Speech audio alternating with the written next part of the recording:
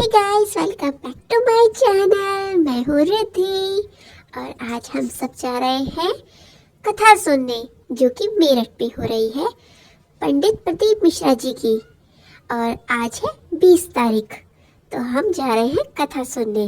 तो इस टाइम हम रास्ते में हैं और अब देखते हैं हम वहाँ पे कब तक पहुँचेंगे। आगे की सीट में चाचू और फूफा जी बैठे हुए थे और पीछे की सीट में दादी, बुआ, मम्मी और मैं। भजन सुनते सुनते अब हम बढ़ रहे थे अपनी मंजिल की ओर।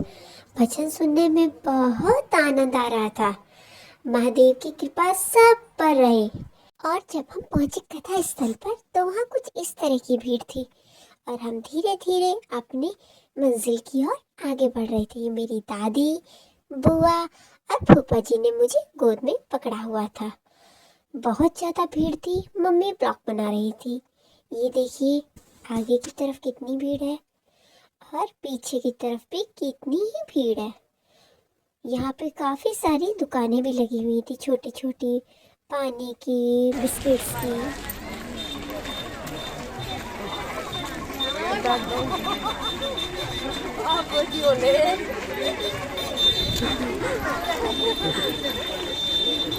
आप सब ब्लॉग बाय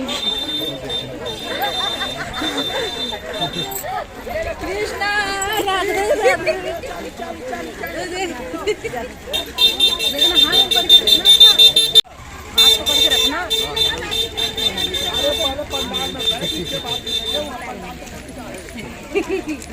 मुझे तो पूरा दिख रहा होगा कृष्णा।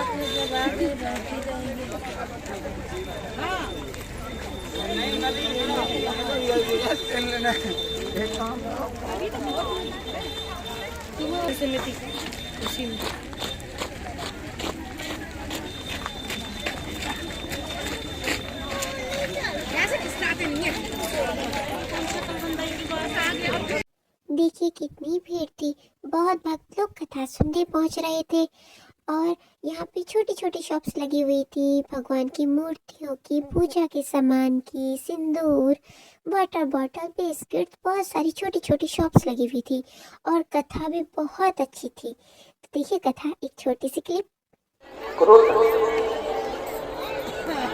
मैं क्या पहना हूँ, मैंने कैसे कपड़े पहने, ये मेरे ऊपर निर्भर है। आप किसी के वस्त्र को देखकर ताना नहीं दे सकते, आप किसी के आभूषण को देखकर तर्क नहीं कर सकते, आप किसी के आभूषण और वस्त्रों को देखकर कुछ बोल नहीं सकते। हाँ, पति पत्नी आपस में बैठे हो और पति पत्नी आपस में बात कर रहे हो, दूसरे के वस्त्र आभूषण की बात होती होता है। एक पत्नी ने नई नई साड़ी पहनी, बड़ी सुंदर साड़ी पहनी और पति के पास आकर खड़ी हो गई। सुंदर सी साड़ी पहनकर पति से पूछा, मैं कैसी लग रही हूँ? पति अपने ऑफिस जा रहा था, कुछ बोला। पत्नी ने फिर पूछा, मैं कैसी लग रही? पति नहीं बोली। पति को मालूम था मैं बोलूंगा लड़ाई होगी, क्या मतलब बोलूंगा। पत्नी ने फिर पूछा, मैं कैसी लग रही? पति ने कहा, तू ऐसी लग रही जैसे हरी घास में भैंस चल रही है। अब तुझे पूछने की जरूरत क्या है? पति पत्नी आपस में आश्चर्य करें, मना नहीं।